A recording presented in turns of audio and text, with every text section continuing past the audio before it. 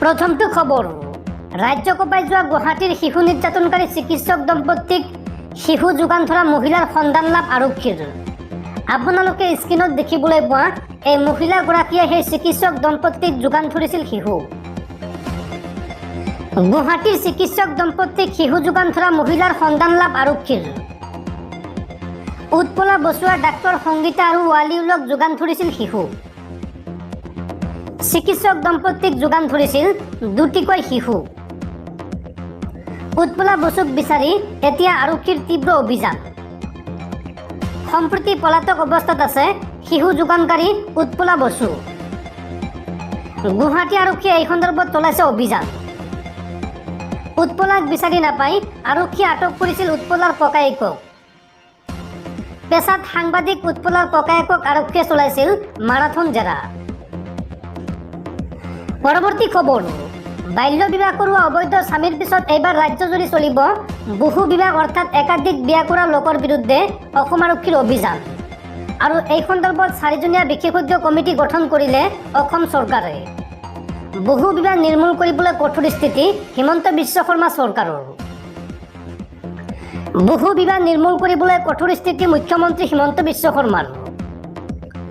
এই সন্দৰ্ভত 4জনীয়া বিশেষজ্ঞ কমিটি গঠন কৰিলে ৰাজ্য চৰকাৰে। অৱসৰপ্ৰাপ্ত ন্যায়াধীশ ৰুমি ফুকনৰ অধ্যক্ষতাত গঠন কৰা হৈছে এই কমিটি। সদস্যৰূপে আছে দেৱজিৎ শইকীয়া, নলিন কোহলি। লগতে অধিবক্তা নেকিবুৰ জামানকো অন্তৰ্ভুক্ত কৰা হৈছে এই কমিটিত। আৰু 60 দিনৰ ভিতৰত প্ৰতিবেদন দাখিল কৰিব লাগিব এই কমিটিয়ে।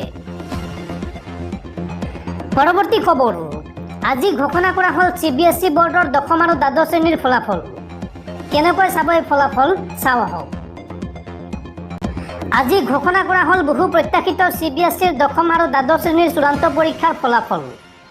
10ম শ্ৰেণীৰ পৰীক্ষাত প্ৰায় 34.8 লাখ শিক্ষাৰ্থী অৱতীৰ্ণ হোৱাৰ উপৰিও দ্বাদশ শ্ৰেণীৰ পৰীক্ষাত প্ৰায় 16.9 লাখ শিক্ষাৰ্থী অৱতীৰ্ণ হৈছিল।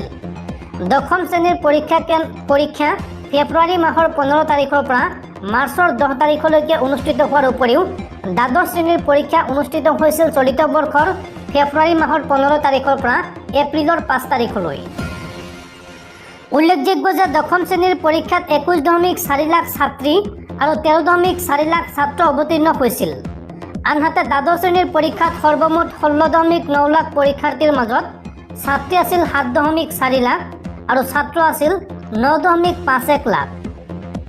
10ম শ্ৰেণীৰ পৰীক্ষাত শতকৰা উত্তীৰ্ণৰ হাৰ 93.112% আৰু দ্বাদশ শ্ৰেণীৰ পৰীক্ষাত এই হাৰ হৈছে 87.33%। পৰীক্ষাৰ্থীসকলে তেওঁলোকৰ ফলাফল CBSEৰ ৱেবছাইট https://cbscresult.nic.in ত চাব পাৰিব। পৰৱৰ্তী খবৰ বিশ্ববাসীৰ বাবে ভয়ংকৰ খবৰ। প্ৰতি ঘণ্টাত 35,000 কিলোমিটাৰ বেগেৰে আহি আছে এটা গ্ৰহাণু। আৰু এই গ্ৰহাণুটোৱে যদি পৃথিৱীত খুন্দা মাৰে তেতিয়াহ'লে ভয়ংকৰ বিপদৰ সন্মুখীন হ'ব পৃথিৱীবাসী। শেহতীয়াকৈ এই চাঞ্চল্যকৰ তথ্য প্ৰকাশ কৰিছে আমেৰিকাৰ মহাকাশ গৱেষণা সংস্থা নাছাই। পৃথিৱীবাসীৰ বাবে ভয়ংকৰ খবৰ।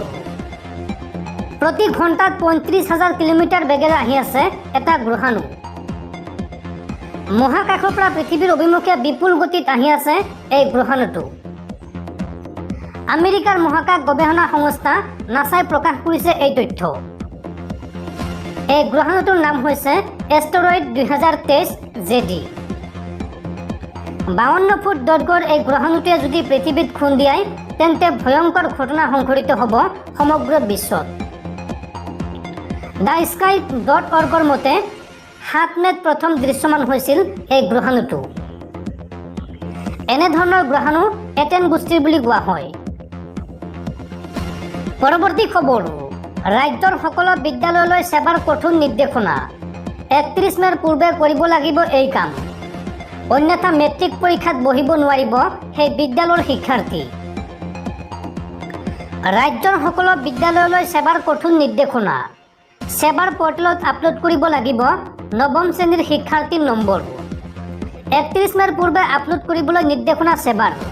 বছৰেকীয়া পৰীক্ষাৰ নম্বৰ পৰ্টেলত আপলোড কৰিবলৈ জাননী জাৰি কৰিছে অসম মাধ্যমিক শিক্ষা পৰিষদ চমুকৈ ছেবাই। পৰ্টেলত পৰীক্ষাৰ নম্বৰ আপলোড নকৰিলে পৰীক্ষাৰ্থীসকল বহিব নোৱাৰিব মেট্ৰিকত। নতুন শিক্ষানীতিৰ আধাৰত এই নিৰ্দেশনা জাৰি কৰিছে ছেবাই। পৰৱৰ্তী খবৰ, টুইটাৰৰ চিইঅ'ৰ পদৰ পৰা আঁতৰিল ইলন মাস্ক। টুইটাৰৰ বাবে নতুন চিইঅ' বিচাৰি পালে ইলন মাস্কে। আগন্তুক 6 সপ্তাহৰ ভিতৰত দায়িত্ব ল'ব এইগৰাকী মহিলাই। দীৰ্ঘদিনীয়া জল্পনা কল্পনাৰ অন্তত টুইটাৰৰ দায়িত্ব লৈছিল ইলন মাস্কে। যোৱা বছৰ এপ্ৰিল মাহত তেওঁ কোম্পানীটো $4,400 বিলিয়ন ক্ৰয় কৰিছিল। দায়িত্ব লোৱাৰ পিছৰ পৰা সংস্থাটোৰ ভিতৰত ইটোৰ পিছত সিটো পৰিৱৰ্তন আনিছে বিশ্বৰ ধনাঢ্য ব্যক্তিগৰাকীয়ে। এইবাৰ তেওঁ টুইট কৰি কয় যে তেওঁ মাইক্ৰ' ব্লগিং কোম্পানীটোৰ বাবে নতুন মুখ্য কাৰ্যবাহী বিষয়া চমুকৈ চিইঅ' বিচাৰি পাইছে। নতুন ব্যক্তিগৰাকী অহা 6 সপ্তাহৰ ভিতৰত নতুন দায়িত্ব লৈ কাম আৰম্ভ কৰিব। তাৰ পিছত ইলন মাস্কৰ নিজৰ দায়িত্ব কি হ'ব সেইটো তেওঁ জনাইছে। কোম্পানীটোৰ নতুন চিইঅ'ই দায়িত্ব লোৱাৰ পিছত ইলন মাস্কে মুখ্য প্ৰযুক্তিবিদ চমুকৈ চিফ টেকন'লজিষ্ট হিচাপে কাৰ্যনিৰ্বাহ কৰিব।